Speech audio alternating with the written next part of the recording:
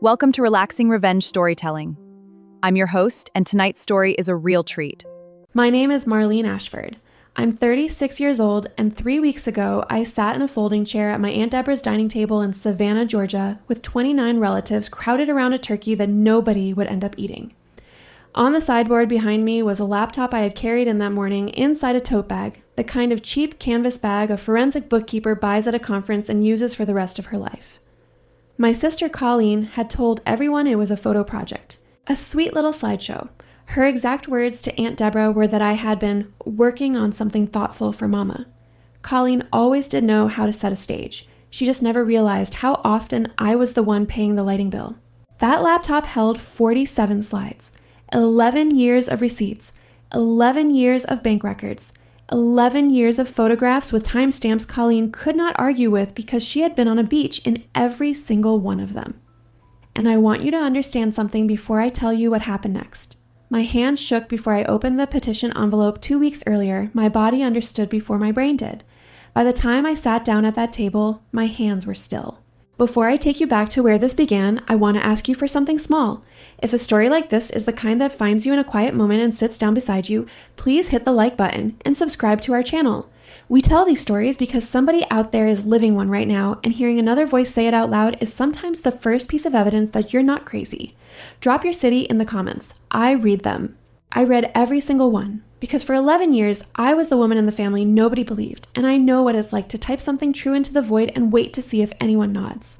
This channel is for the ones who kept the receipts, the ones who carried the weight, the ones who never asked to be the strong one and got handed the job anyway.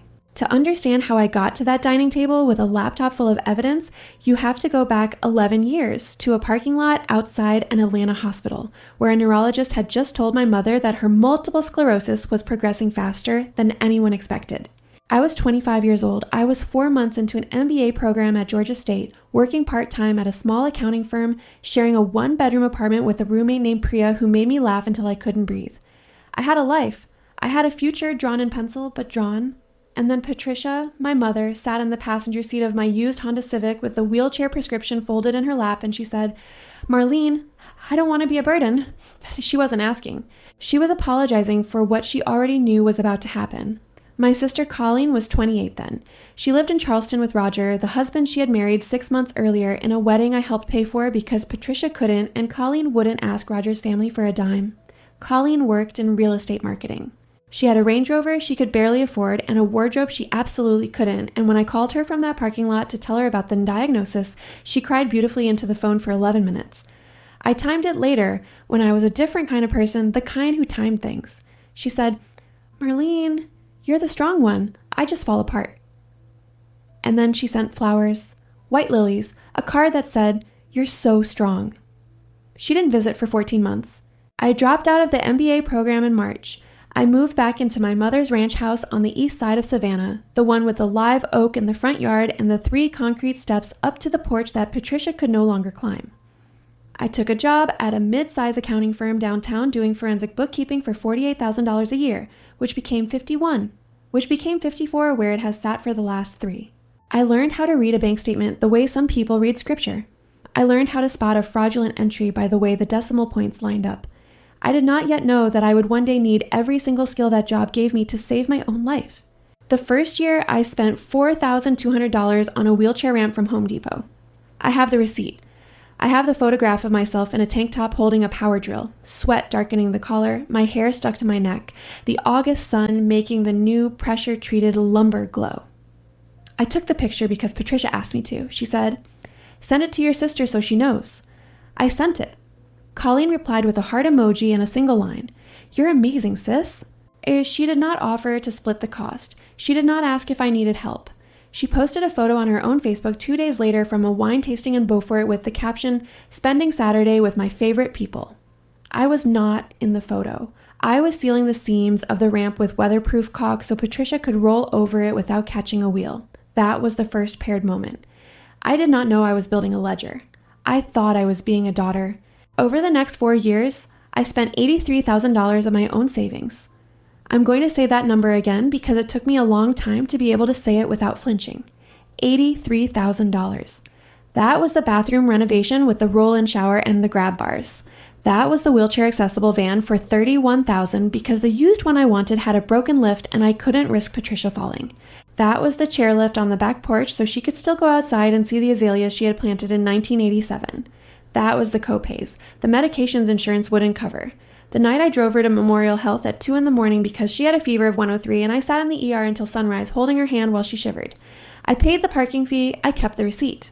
I kept all the receipts in a shoebox under my bed in the back corner where my foot would knock against it when I changed the sheets, and every time I felt that small cardboard thud, I told myself it was just a habit. I told myself I wasn't keeping score. Family doesn't need receipts. That's what I believed. I was wrong about that, the way you can be wrong about gravity until the day the floor drops out from under you. Colleen, meanwhile, was perfect. You have to understand how perfect. She would call Patricia every Sunday at exactly 3 p.m. and stay on the phone for 40 minutes, and Patricia would glow afterward. "Your sister sounds so good," she'd say. "She's coming for Easter, you know." Colleen never came for Easter. Something always happened. Roger's mother needed her. Work was crazy. The dog was sick. But she'd send a Whole Foods gift basket with a handwritten note, and Patricia would cry over the cheese straws like they were gold. At family gatherings, the 4th of July at Uncle Bill's, Christmas at Aunt Deborah's, Colleen would float in with Roger in a sport coat and tell stories about how I was caring so much and how she wished she could be closer to help. Everyone would look at me with this soft, sad face like I was a saint who had chosen martyrdom, and Colleen would squeeze my shoulder and say, "She's the heart of this family." I would smile. I would say thank you. I would drive my mother home in the van I had paid for and listen to Patricia talk about how lucky we both were to have Colleen. I told my cousin Renee once. Just once. Renee was the cousin I was closest to growing up, the one who slept over in my twin bed when we were 7 and braided my hair when we were 13. I told her at a backyard barbecue in 2018 that I was struggling, that I'd put another $12,000 on a HELOC for Patricia's care, that Colleen had not contributed $1. Renee looked at me like I had spit on her plate. She said, "Marlene, Colleen sends money every month, she told me. Don't be like that. Don't be like that." I drove home with my windows up so the air conditioning could muffle the sound of me crying. That was the moment I learned what gaslighting feels like when it's institutional. When it's a whole network of people who have been told a story so many times they would rather call you a liar than rearrange their picture of someone they love. I stopped telling people after that. I just kept paying. I kept driving. I kept the shoebox under the bed. In the spring of 2022, my Aunt Mavis called me on a Tuesday afternoon while I was at my desk reviewing a small business audit. She asked me in a voice that was trying very hard to sound casual if it was true that I had been using Patricia's Social Security checks for myself. I almost dropped the phone. I asked her where she had heard that. She paused for a long time. She said, "Honey, your sister has been worried for a while now." Worried. That was the word. Worried. Over the next 6 months, I found out piece by piece that Colleen had been telling our Aunt Deborah, our cousins Renee and Mallory, and 3 of Patricia's oldest friends from First Baptist that I was financially exploiting our mother, that I had isolated Patricia from the family, that I was showing signs. That was a phrase Colleen used, showing signs, of taking advantage. 3 of Patricia's church friends stopped bringing casseroles. Aunt Mavis stopped calling. My cousin Mallory unfollowed me on Instagram. I didn't know why until I asked her at Christmas, and she looked at the floor and said, "Colleen told us things, Marlene. We didn't know what to think." Then Roger started the group text. He called it Concern for Patricia. 14 members of the extended family were on it. I was not. I found out about it because Patricia's home health aide, a woman named Yolanda, whom I paid out of pocket because Medicare wouldn't cover enough hours, mentioned that Aunt Deborah had asked her some strange questions about my bank account. I asked Yolanda what she meant. She showed me a screenshot a cousin had forwarded her by accident. There it was. Concern for Patricia. Roger had written, "Marlene won't let us see her alone. We need to talk about next steps." A cousin had replied with a praying hands emoji. Aunt Deborah had written, "Bless her heart, she's overwhelmed. Bless her heart, the southern sheath over the dagger." That was the night I sat on the kitchen floor at 11 p.m. with a glass of white wine I didn't drink and stared at the shoebox under my bed for a long time. I pulled it out. I opened the lid. 11 years of receipts, gas station fill-ups on the way to the neurologist in Atlanta, pharmacy copays, the Home Depot ramp, the van, the hospital parking. A receipt for a single bagel I bought myself at 4 in the morning in the Memorial Health cafeteria during the 72 hours Patricia was admitted for a UTI. I had kept that bagel receipt. I didn't know why. I think some part of me always knew this day was coming. I closed the lid. I pushed the box back under the bed. I went to work the next morning and reviewed a $400,000 embezzlement case for a chiropractic group in Pooler and caught the bookkeeper because she had rounded 6 entries to the nearest $10 instead of the nearest cent. That's how I think. That's what my eyes do. The decimal is where the lie lives. Remember that. In October, I got a manila envelope in the mail, certified. I signed for it on the porch. My hands shook before I opened the petition envelope. My body understood before my brain did. I sat down on the top step and slit the envelope with my house key. Colleen Ashford Pell had filed a petition for emergency guardianship of Patricia Ashford in the Chatham County Probate Court. The petition alleged that I, Marlene Ashford, had been financially exploiting Patricia Ashford for a period of not less than 4 years. Attached were 8 bank statements with my name on them. I had never seen them before in my life. I sat on the porch for a long time, long enough that the mosquitoes came out, long enough that my neighbor's dog barked at something across the street and went quiet again. I read the petition 3 times. The word she used in the filing was parasitic. Petitioner asserts that the respondent's relationship to the ward has become parasitic in nature. Parasitic. I went out to my Honda. I still drive the same Civic, 200,000 miles on it now, and I sat in the driver's seat and I said out loud, to no one, I gave up 11 years and the word she used in the filing was parasitic. And then I started laughing. I want you to know I laughed. I laughed for a full minute, the kind of laugh that hurts your ribs because the universe had finally made the joke clean enough that I could see the punchline. My sister had hired a lawyer to call me a parasite. My sister, who had never written a check for our mother's care, had paid a lawyer to call me a parasite. I stopped laughing. I drove back into the house. I poured the white wine I had not drunk 3 weeks earlier down the sink. I went to my home office, opened my work laptop, and I started reading the bank statements. It took me 90 seconds. What I found in the decimal columns changed everything. The first thing I saw was the routing number. The routing number on the statements began with a 4-digit prefix my bank, Wells Fargo, had discontinued 3 years earlier when they consolidated their Southeast regional accounts. Anyone who actually banked with Wells in 2019 would have a different prefix. Anyone forging a statement using an old template they pulled from a Google image search would not know that. Strike 1. The second thing I saw was the decimal alignment. 6 of the entries had decimals that were 0.02 of an inch off the column grid line. A real bank statement generated by Wells Fargo's reporting software has perfect alignment because the software writes it. A document that has been edited in a PDF editor or rebuilt in Word almost always shows micro offsets where someone retyped a number into a field they shouldn't have touched. Strike 2.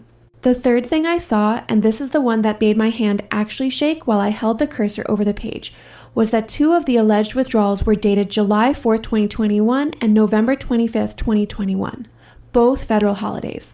The bank had been closed. ATM withdrawals would show an ATM notation in the description field.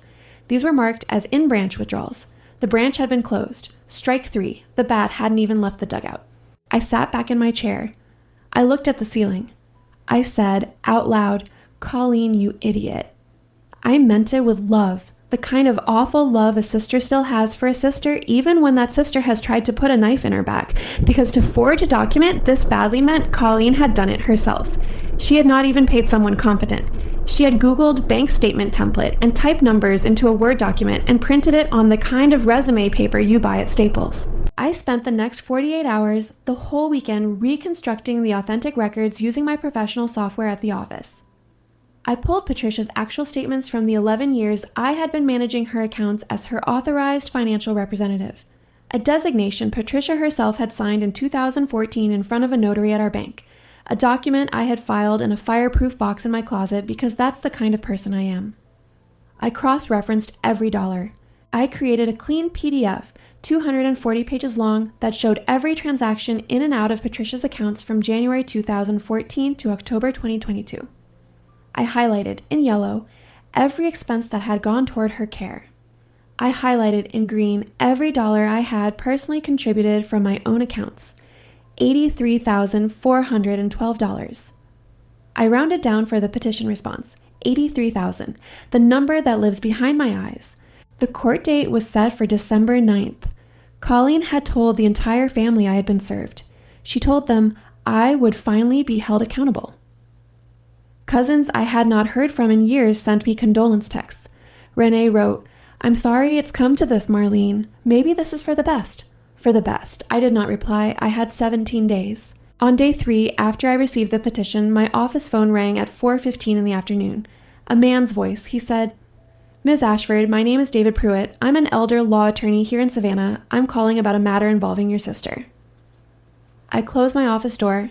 He said, "Ms. Ashford, I have to be careful what I tell you, but I'm calling because I can't represent your sister anymore. What she asked me to do is fraud. I'm filing a motion to withdraw from the case Monday morning. I wanted you to hear it from me before you hear it from the court." I asked him if he had seen the bank statements. He said, "Ms. Ashford, I'm a lawyer. I'm not going to comment on documents. I'm just going to tell you that I'm withdrawing. Take care of yourself." He hung up. I sat there for a long time. I wrote his name on a Post-it note. I did not call him back. I did not need to. He had told me everything I needed to know in the silence between his words. On day 5, Janine messaged me on Facebook. Janine was Roger's ex-wife. I had met her exactly twice, at the wedding I helped pay for and at a Thanksgiving 5 years ago where she had stood in a corner drinking white wine alone while Roger laughed too loud at his own jokes. I had resented her for years because Colleen had told me Janine was bitter and trying to ruin Roger's life with the custody battle. I had believed it. The way you believe everything your sister tells you when your sister is the kind of person who can make the truth sound like whatever she needs it to sound like. Her message said, "Marlene, I know we don't know each other well. I heard from my son, who heard from his cousin, that Colleen has filed something against you regarding your mother. I want you to know Roger did the same thing to his own mother before I divorced him. He tried to take her house. I have the court records. I kept them because I knew even then that he wasn't done. I want to help you if you'll let me. Janine." I stared at that message for a long time. In 3 weeks, I'd know why Roger's ex-wife kept those court records. That Tuesday, I was still afraid of her. I was afraid it was a trap. I was afraid Roger had put her up to it. I was afraid of everything by then, because once you discover that your sister has forged bank statements with your name on them, the whole world starts to feel like a stage with a trap door. I called her. I am not the kind of woman who calls strangers, but I called her. We talked for an hour and 20 minutes. She told me about Roger's mother, a woman named Patricia, ironically the same name as mine, Patricia Pell, and how Roger had filed a petition in 2014 claiming his mother was incompetent so he could sell her home in Mount Pleasant. He had used a doctored medical record. The judge had thrown it out and sanctioned Roger's attorney. Janine had divorced him 3 months later. She had kept the court records in a banker's box in her garage for 8 years because, she said, some part of me knew he wasn't done practicing. She emailed me the case number. I pulled the docket. It was all there. Public record, the motion, the sanctions, the judge's order calling Roger's evidence manifestly fabricated. Manifestly fabricated. Lawyers love that phrase. That was the night I decided about Thanksgiving. I had been planning to skip it, to stay home with Patricia and order Cracker Barrel takeout and let the family eat without me. But Aunt Deborah was hosting and Colleen would be there, and so would Roger, and so would the 14 people on the Concern for Patricia group text. The court date was 12 days after Thanksgiving.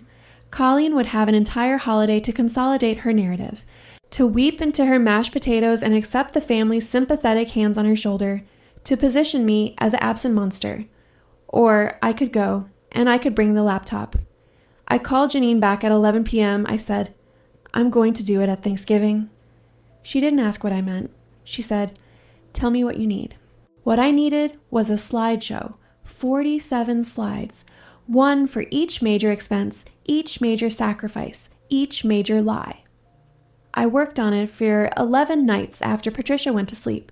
I scanned receipts, I exported bank records, I matched photographs to dates. The picture of me with the drill on the ramp, the bill of sale for the van, the hospital wristband I had kept in a Ziploc from Patricia's 2019 admission. Photographs of myself asleep on her living room couch on Christmas mornings while my phone showed Colleen's Instagram story from a beach in Tulum. I built the deck in PowerPoint. Each slide had a date. Each slide had a dollar amount. Each slide had a single line of text underneath in white sans serif font. Slide 1, wheelchair ramp, August 2014, $4,200, paid by Marlene Ashford. Slide 2, wheelchair accessible van, March 2016, $31,000, paid by Marlene Ashford. Slide 14, hospital stay, Memorial Health, January 2019, $2,947 in copays, paid by Marlene Ashford. Slide 33, Christmas Day 2020, photograph of Patricia and Marlene at home, photograph of Colleen and Roger at the Wentworth Mansion in Charleston posted publicly at 7:14 p.m. Slides 44, 45, 46, and 47 were different. Slide 44 was the cover page of the guardianship petition. Slide 45 was a side-by-side of the doctored bank statements and the real ones, with red arrows pointing to the discontinued routing numbers, the misaligned decimals, the federal holiday transactions. Slide 46 was a screenshot of David Pruitt's withdrawal motion, which had been filed and was now part of the public docket. Slide 47 was a single line of black text on a white background. I am not a parasite. I am the daughter who stayed. I saved the file. I backed it up to a thumb drive. I backed it up to the cloud. I emailed it to Janine. I emailed it to my own work account. I emailed it to a lawyer Janine had recommended. I was not going to lose this file. I was not going to be told it never existed. The week before Thanksgiving, Colleen called me. She was crying. Not the timed crying. A new kind, softer and rawer, the kind that catches you because it sounds real. She said, "Marlene, I miss you. I just want us to be sisters again. Whatever I've done, I'm sorry. Can we please just have Thanksgiving like a family?" Colleen hugged me at the door, and her perfume smelled like danger, but I didn't know that yet because the hug hadn't happened yet. On the phone, she sounded like the 7-year-old who used to sleep in my bed during thunderstorms. I almost broke. I almost said yes. Let's start over. Let me cancel the slideshow. And then, the next morning, my new lawyer called to tell me that Colleen had filed an amended petition adding a request for emergency temporary guardianship pending the December 9th hearing. She had filed it at 9:14 a.m. the morning after she called me crying. Charm offensive, then the knife. That is who my sister is. I did not call her back. I went to work. I finished my slideshow. I bought a new blouse, dark green silk with long sleeves and a high neck, the kind of blouse you wear when you want to look like a person who cannot be argued with. Thanksgiving morning, I woke up at 5:30. I made Patricia oatmeal with brown sugar and helped her into the floral dress she had picked out the night before. I did her hair. I put on her favorite earrings, small gold knots Patricia's mother had given her in 1962. I loaded her chair into the van. I put the laptop in the canvas tote bag. I set the tote bag on the passenger seat. Patricia looked at it and said, "What's in the bag, honey?"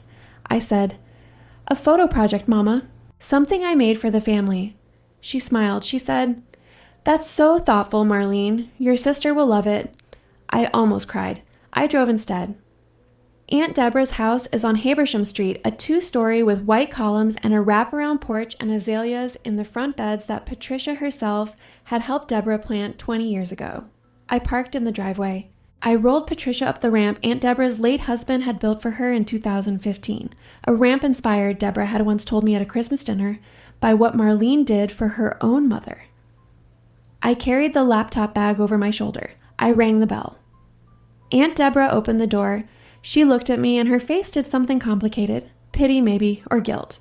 Or the early flickers of a person who has been told a story for years and is starting, somewhere in the back of her mind, to wonder if she had the cast list wrong. She hugged me. She said, "We're so glad you came, sweetheart. Colleen's already here."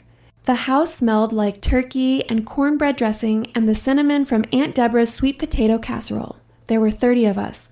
Cousins, aunts, uncles, 2 great aunts in matching cardigans, Roger and Colleen and their 2 children, Patricia in her chair at the head of the dining room where Aunt Deborah had cleared space.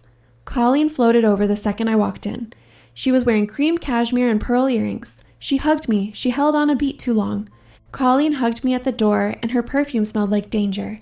Tom Ford Black Orchid, the bottle I had bought her for her 30th birthday before any of this started, the perfume she had once told me she would wear forever because I had chosen it. She whispered, "I'm so glad you came. We have so much to talk about." I said, "We do." She didn't catch the difference. I set the laptop bag on the sideboard. Nobody noticed. Aunt Deborah had me put the green bean casserole next to the turkey. Roger came over and shook my hand, which he had never done before, and asked how Patricia was doing in the loud, caring voice of a man who knew he was being watched. I said, "She's doing great, Roger. Thank you for asking." I smiled. I did everything a person is supposed to do. We sat down. The dining room chairs were the heavy mahogany ones Aunt Deborah had inherited from her own mother in 1991, and they creaked under us the way they had creaked under every Thanksgiving I could remember.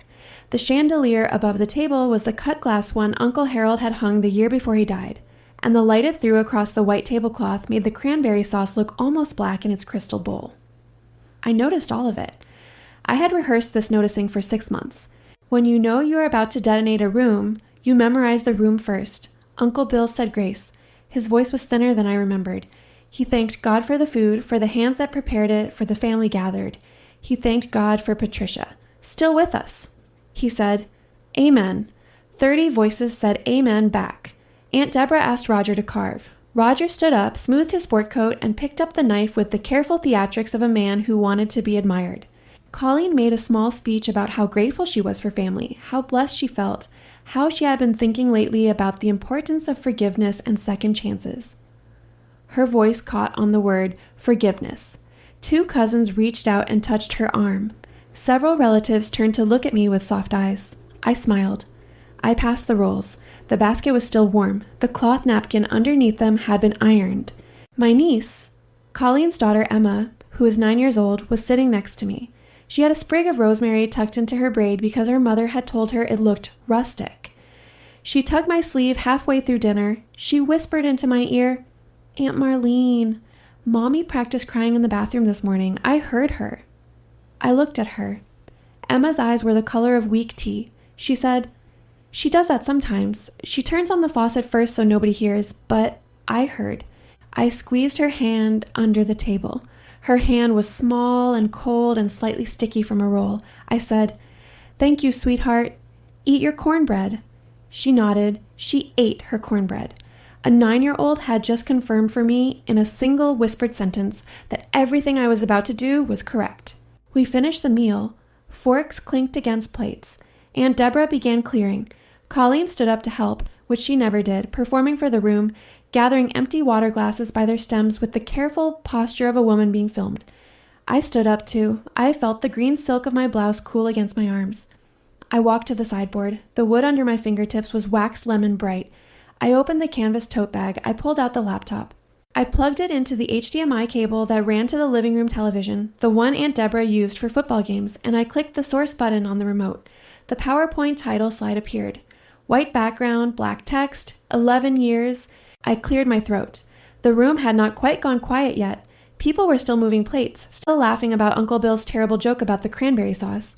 I said in a normal voice that somehow carried, Before we have pie, I want to share something with the family.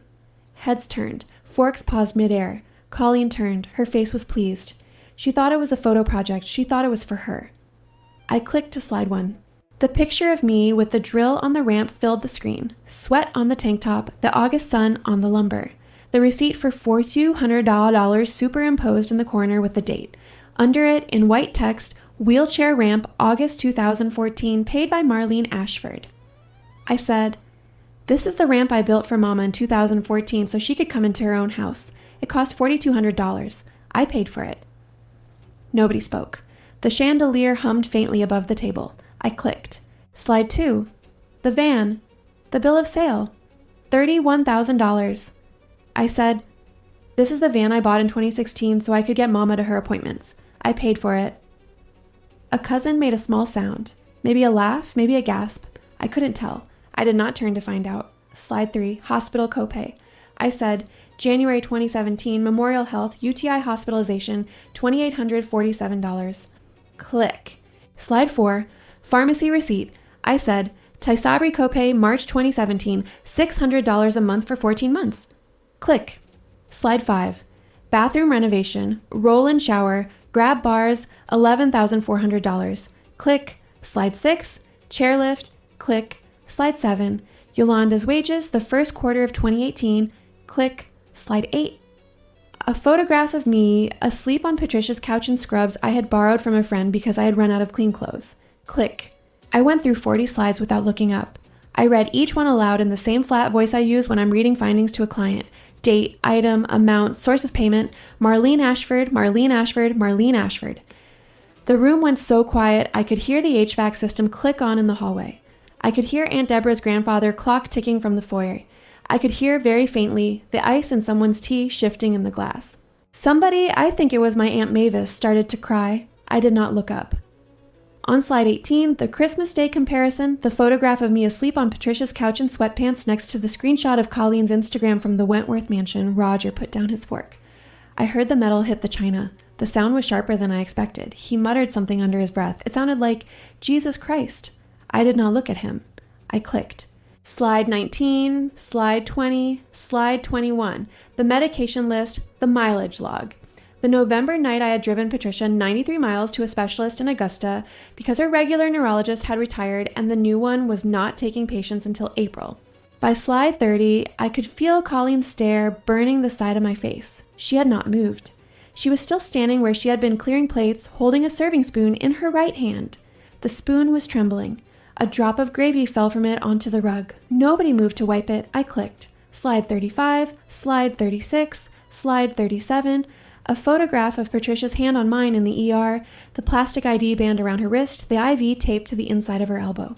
Slide 43 was the last receipt slide, the total at the bottom in red. $83,412 contributed personally by Marlene Ashford over 11 years. I paused. I looked up for the first time. The room was a tableau. Aunt Deborah was holding a stack of dirty plates and crying without sound, her shoulders shaking in a small, precise rhythm. Uncle Bill had his hand on his wife's shoulder. My cousin Renee, the one who had told me 4 years ago, "Don't be like that," had her hand over her mouth. Her eyes were red. Roger was staring at the floor. Colleen was white, not pale, white. Like the color had drained from underneath her skin and pooled somewhere south of her collarbone. The pearl earrings looked enormous against the bloodless skin of her neck. I let the silence sit on the table between us. I counted to 7 in my head. I had rehearsed the silence for 6 months. I said, "I want to show you 4 more slides." I clicked. The cover page of the guardianship petition filled the screen. The case caption. Colleen's signature, looping and confident in blue ink. The word parasitic highlighted in yellow. I said, 3 weeks ago, my sister Colleen filed this petition in Chatham County Probate Court. She alleged that I have been financially exploiting our mother for the last 4 years. She used the word parasitic to describe me. A great aunt made a small, wounded noise. The Cardigan twin closest to me reached for her water glass and missed. I clicked. Slide 45, the doctored bank statements on the left, the real ones on the right. Red arrows. I said, "These are the bank statements Colleen submitted to the court as evidence. These are the real bank statements from the same period. The routing numbers on her version reference an account format Wells Fargo discontinued 3 years ago. 6 of the decimals are misaligned because they were typed into a Word document. 2 of the withdrawals are dated on federal holidays when the bank was closed. These documents are forgeries. I am a forensic bookkeeper. This is what I do for a living. I caught them in under 90 seconds. Colleen finally moved. She said, "Marlene, this isn't..." Her voice cracked. She tried again. "This isn't appropriate. This is a family..." The word family came out broken. Roger stood up. He grabbed her arm. He whispered loud enough for the whole room to hear because the room was that quiet. "Colleen, we need to leave. Right now." Colleen looked at him. Something in her face collapsed. The mask did not fall off. It dissolved, slow, the way ice dissolves in warm water, and what was underneath was not a monster. It was a small, frightened woman who had been caught and who knew it. She looked at our mother. Patricia was staring at the television screen with her mouth slightly open. A small tear was tracking down the side of Patricia's face, following the line of a wrinkle she had earned across 68 years of being alive. Patricia said very softly, "Colleen, honey, is this true?" Colleen did not answer. Her mouth opened. Nothing came out. The serving spoon dropped from her hand to the rug. It made almost no sound. I clicked. Slide 46. David Pruitt's motion to withdraw. I said, "The attorney Colleen hired filed this motion 2 weeks ago. He called me personally to tell me he could no longer represent her. His exact words to me were, 'What she asked me to do is fraud.'" I clicked. Slide 47. White background, black text. "I am not a parasite. I am the daughter who stayed." I did not say anything else. I just let it sit there on the screen. The grandfather clock ticked. The HVAC clicked off. Somewhere in the kitchen, Aunt Deborah's oven timer went off and nobody moved to silence it. It beeped for a full minute, then a second minute. The smell of slightly burning pecan pie began to drift into the dining room. Nobody moved. I counted 43 seconds before anyone spoke. Aunt Deborah set the stack of plates down on the sideboard. The china clinked once against the wood. She walked slow around the table. She came up to me. She put both her hands on my shoulders. Her hands were warm and damp from the dishwater. She said, "Marlene, she told me you were hurting Patricia. She told me you were screaming at her. She said she'd seen it. I believed her. I told her I would testify. I'm so sorry, honey. I'm so sorry. She was paying my Aunt Deborah's rent. 6 months of rent, $1,500 a month in exchange for Deborah's perjured testimony. Janine had told me that too. I had not put it in the slideshow. I had wanted Deborah to find her way to the truth without me forcing her hand. She had found it. She was crying into my shoulder. I felt her tears soak through the green silk. I held her. I said, "It's okay, Aunt Deb. It's okay. You know now." Colleen made a sound. It was not a word. It was the noise a person makes when their entire constructed life lets go of the wall it was glued to. A swallowed half-syllable that might have been my name or our mother's name or no name at all. Roger was already pulling her toward the door. He had his coat on. He was reaching for hers. Colleen turned at the doorway. She looked at me. She said, "You've destroyed this family." I said, "Calm. No, I've finally described it." She left. Roger pulled the front door shut behind them, and the brass knocker rattled once against the wood. His car started in the driveway. They drove away. We could hear the sound of the engine getting smaller down Habersham Street, then turning at the stop sign at the end of the block, then gone. The room exhaled. All 30 of us at once exhaled. Then everybody started talking at the same time. Aunt Mavis was apologizing to me for the 2018 phone call. My cousin Renee was crying and saying my name and saying I'm sorry and saying my name again. Uncle Bill was asking if there was anything legal he could do. A great aunt was telling the other great aunt to sit back down before her blood pressure spiked. Emma was sitting very still next to her empty plate, watching me, the rosemary sprig still tucked into her braid.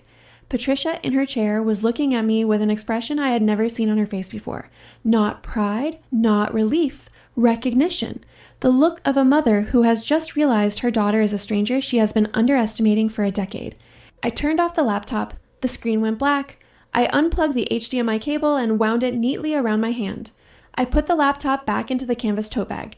I asked Aunt Deborah if she had any pecan pie left or if it had burned. She laughed the way you laugh when you've been crying. She said, "Honey, even the burned pie tastes good today." She cut me a slice. The crust was dark at the edges. The filling was still warm. I ate it standing up at the sideboard next to the laptop while my family rearranged itself around the truth. If you've ever kept a receipt not because you're petty, but because something in your gut told you that one day your kindness would be called a crime, you're not paranoid, you're paying attention. Tell me in the comments, what's the sacrifice no one in your family ever counted? I want to know. I read every single one. Hit the like button if this story is finding you. Subscribe if you want to know how it ended, because here's what happened next. I did not file charges. I want you to understand why. Filing fraud charges would have given Colleen the role she desperately wanted: victim, persecuted sister. The story she could tell at parties for the rest of her life. I refused to give her that. Instead, I did something quieter and more devastating. I stopped covering for her. I stopped translating her behavior for the family. I stopped managing the optics of her absence. I simply stepped back, 1 inch at a time, and let the family see what was actually there. The first thing that happened was the phone calls. The Saturday after Thanksgiving, my Uncle Bill called me at 7:15 in the morning and said he and Aunt Mavis wanted to come help with Patricia. They came Sunday. They stayed 4 hours. Aunt Mavis cleaned Patricia's bathroom on her hands and knees, scrubbing grout I had not had time to touch in 2 years. Uncle Bill fixed a loose hinge on the wheelchair ramp and tightened 3 of the lag bolts I had driven in 2014. They asked me what I needed. I told them. A list 11 items long. Uncle Bill went to Home Depot. He paid for the supplies himself, $218. He brought back the receipt and tried to hand it to me. I shook my head. He set it on the counter. I cried in the kitchen, and he pretended not to notice, standing at the sink, rinsing his hands for longer than a man needs to rinse his hands. Renee came the next weekend with a chicken and rice casserole in a Pyrex dish and an apology that took her 45 minutes to deliver. I let her get through all of it. I forgave her, not because she deserved it, but because I did. The concern for Patricia group text dissolved within a week. Roger removed himself first, the Saturday after Thanksgiving at 11:42 in the morning. Aunt Deborah removed Colleen on Monday. A new thread appeared, this one titled Patricia's Care Team, and I was on it. 14 people, real offers, real visits, a schedule with names and dates and meal assignments. Yolanda's hours got covered by family donations for 2 months. $600 from Uncle Bill, $400 from Aunt Mavis, $200 each from 3 cousins. I had not asked for any of it. Colleen tried to do damage control. She called Aunt Mavis. She called Renee. She called our father's sister in Atlanta, whom none of us had spoken to in years. She told them I had manipulated the evidence. She told them the slideshow had been out of context. She told them Roger was leaving her because of me. By the third call, she had run out of people willing to listen.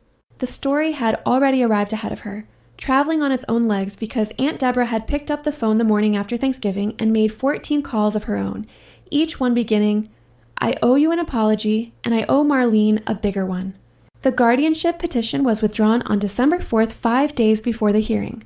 Colleen's new attorney, the one she hired after David Pruitt withdrew, filed a motion to dismiss in the interests of judicial economy, which is lawyer speak for "my client has no case and we both know it."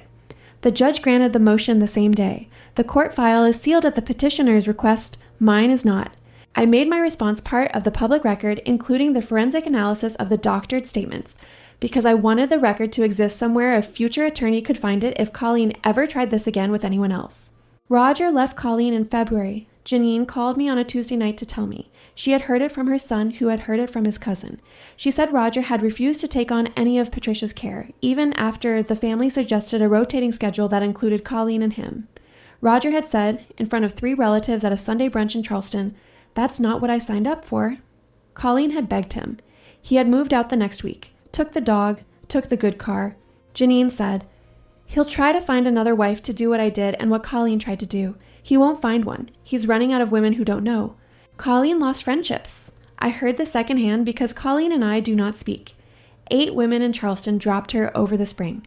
They were women who had been her friends because she had presented herself as a devoted daughter with the sad sick mother in Georgia, the one who did so much from a distance. When the story leaked, and it leaked because Savannah is small and Charleston is smaller, those women found new lunch companions. Her real estate marketing business lost 2 of its 3 biggest clients within 6 weeks. She put her house on the market in March. It sold in April for $41,000 under asking. I did not feel triumphant. I want to say that. I did not stand on my porch and laugh. I felt something quieter and stranger, which was the absence of the weight. For 11 years, I had been carrying a sister-shaped boulder up a hill, and one Thursday in November, I had simply set it down at the side of the road and kept walking. The boulder was still there. It would always be there, but it was no longer on my back. Some mornings, I would wake up and reach for the worry the way a person who has had a tooth pulled keeps probing the empty socket with their tongue. The worry was gone. The socket was healing. The shoebox came out from under my bed on a Saturday in March. I sat on the bedroom floor and looked at it for a long time. 11 years of receipts. The bagel from the Memorial Health cafeteria, the Home Depot receipt for the ramp, the bill of sale for the van. I picked up each piece one by one and looked at it. The receipts were soft at the edges from years of being handled. Some of the thermal paper had started to fade, the ink ghosting toward gray. Then I put them in a banker's box and carried them out to the garage and put the banker's box on the high shelf above the freezer, where my receipts for the past tax years live. They are no longer evidence. They are just paper now. The shoebox itself, the one with the soft cardboard corners and the lid that no longer fit because I had opened and closed it so many times, I put on top of my dresser. Empty. It sits there now, this April morning as I tell you this, empty. It is April and the azaleas in Patricia's front yard are blooming.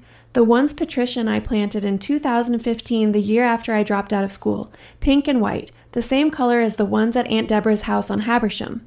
This morning, I rolled Patricia out onto the back porch and we drank coffee together, hers with cream and 3 sugars, mine black. The wind moved through the live oak. A cardinal landed on the railing, hopped twice, and flew off toward the neighbor's pecan tree.